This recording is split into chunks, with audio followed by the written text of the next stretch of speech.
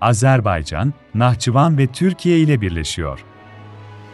Azerbaycan'da, ülkenin batı kısımları ile Nahçıvan Özerk Cumhuriyeti'ni Ermenistan üzerinden, Zengezur bölgesinden geçecek kara ve demiryolu hatlarıyla birleştirerek Türkiye ile yeni ulaşım bağlantısı sağlanması hedefleniyor, çalışmalar hızla devam ediyor. Diğer taraftan Türkiye ve Azerbaycan'ın, Kars'ı Nahçıvan'a bağlayacak demiryolu hattı projesi de bulunuyor. Bu projelerin tümü gerçekleştirildiğinde Türkiye ile Azerbaycan arasında yeni ulaşım bağlantısı sağlanacak. Aynı zamanda Türkiye ile Rusya arasında Azerbaycan üzerinden kesintisiz kara ve demiryolu iletişimi sağlanmış olacak. Bakü-Tiflis, Kars demiryolundan da güzel haberler geliyor. 1 milyon ton yük taşındı. Koronavirüs salgını koşullarında ticaretin devamlılığının sağlanmasında demiryolu taşımacılığın öne çıkıyor. Asya ve Avrupa hattındaki ticaretin en sağlıklı, hızlı, güvenilir ve ekonomik şekilde sürdürülmesinde, Orta Koridor'un en avantajlı güzergahlardan biri Bakü-Tiflis Demiryolu projesi. Rusya'ya giden trenlerimiz 4650 kilometre yolu 8 günde aldı. Dolayısıyla rekabette en önemli unsur olan ulaşım maliyeti ve zaman Bakü-Tiflis-Kars Demiryolu ile avantaja dönüştü. Hat, ihracatçılarımıza en büyük lojistik desteği sunmaya başladı. Bu yılın aynı döneminde ise taşımalar %19 artarak 4507 vagonda 280.878 tona ulaştı. Hat üzerinden Gürcistan, Kazakistan, Türkmenistan, Çin, Azerbaycan, Özbekistan, Rusya, Kırgızistan ve Tacikistan'a gerçekleştirilen ihracat taşımaları da arttı. Bu yılın ilk 5 ayında 1160 vagon, 1246 konteyner olmak üzere 64.378 ton yük ulaştırıldı. Nahçıvan ile Azerbaycan'ın diğer arazilerinin bağlanması, Türkiye ile Azerbaycan ve diğer Türk Cumhuriyetleri arasında kara ve demiryolu bağlantılarının tekrar sağlanması için Zengezur Koridoru'nun açılması çok önemlidir. Tarihi İpek Yolu'nun yeniden canlandırılması, Çin'in Tek Kuşak Tek Yol projesi, bölgesel işbirliği ve ticaretin canlandırılması açısından da koridor hayatidir. Bu meselede Rusya, Türkiye ve Azerbaycan'ın çıkarları da örtüşüyor. Rusya bu koridor üzerinden Ermenistan, İran ve Türkiye ile bağlantılarını daha da güçlendirebilir.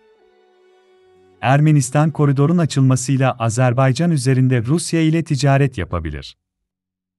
Yani Ermenistan, Türkiye ve Azerbaycan'la normalleşmeye giderek tecritten kurtulmasını, refahtan pay almasını sağlayabilir. Azerbaycan ordusunun işgal altındaki topraklarını 44 günlük savaşta kurtarmasından sonra Rusya, Azerbaycan ve Ermenistan arasında imzalanan üçlü bildirinin uygulamaya konulmasıyla bölge, yeni ulaşım hatları sayesinde artık savaş ortamından çıkarak ekonomik canlanmanın yaşanacağı bir sürece girdi. Bildiriye göre, Karabağ sorunu nedeniyle yaklaşık 30 yıldır kapalı kalan tüm ekonomi ve ulaşım hatları açılacak. Bu süreçte, Azerbaycan Cumhurbaşkanı İlham Aliyev'in birçok kez Zengezur Koridoru şeklinde ifade ettiği ulaşım hattı ön plana çıktı. Zengezur, bir zamanlar Müslüman Türk nüfusun yaşadığı tarihi Azerbaycan toprağı olsa da, 1920'li yıllarda Sovyetler Birliği'nce Ermenistan'a bağlandı ve bugün de Ermenistan'ın sınırları dahilinde bulunuyor. Zengezur'un Ermenistan'a verilmesiyle, Azerbaycan Nahçıvan'la kara bağlantısını kaybetti. Nahçıvan ile Azerbaycan'ın batı kısımları arasında doğrudan kara bağlantısının olmaması Bakü yönetimine her zaman zorluk yaşattı. 44 günlük savaşta Ermenistan'ın yenilgiye uğratılmasıyla imzalanan ateşkesin 9. maddesi bölgede kurulacak ulaşım koridorları ile ilgili oldu. Azerbaycan, kara ve demiryolu ulaşımının yapılacağı Zengezur Koridoru'nun hayata geçmesi için kendi topraklarında hızla başladığı projeleri yoğun şekilde sürdürüyor. Azerbaycan'ın, başkent Bakü'den Fuzuli ilinin Horadiz kasabasına kadar demiryolu hattı zaten işlek durumda. Bu hattın Horadiz'den Ermenistan sınırına kadarki kısmının bazı bölümleri Ermenistan işgali döneminde tahrip edildi, bazı bölümleri ise yapılan barajın suları altında kaldı. Dolayısıyla Horadiz'den Nahçıvan'ın Ordubad iline uzanan 166 kilometrelik yeni demiryolu hattı yapılacak. Hattın Ermenistan kısmından, Zengezur bölgesinden geçecek 43 kilometrelik bölümünün inşaatı için Azerbaycan ile Rusya görüşmeler yapacak. Azerbaycan'ın Ermenistan ile değil Rusya ile görüşecek olmasının nedeni, Ermenistan demiryollarının mülkiyetinin Rusya'ya ait olmasından kaynaklanıyor.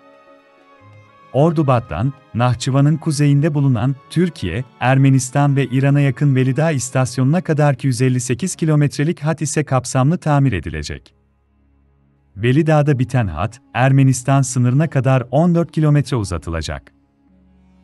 Ermenistan, bölgedeki barış arayışlarına katkı sağlamaya karar verilmesi ve bu ulaşım projelerine katılması halinde, kendi demiryolu hattını Bakü'den Horadiz'e, Horadiz'den de Nahçıvan'ın kuzeyine kadar olan bu hatla birleştirebilecek.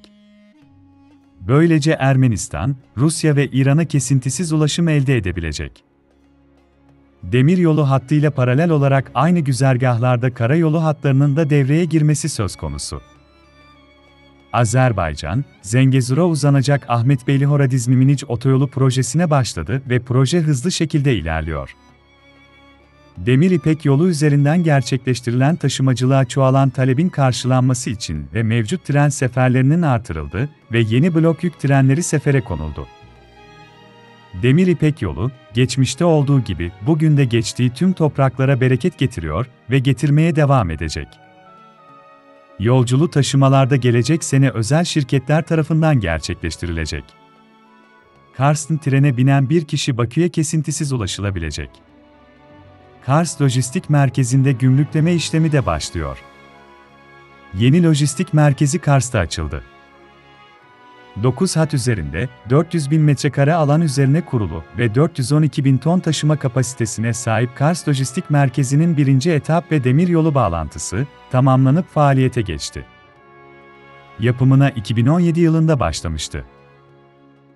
Türkiye'nin lojistik merkez üssü olmasından memnun musunuz? Yorumlarda bizimle paylaşmayı unutmayın.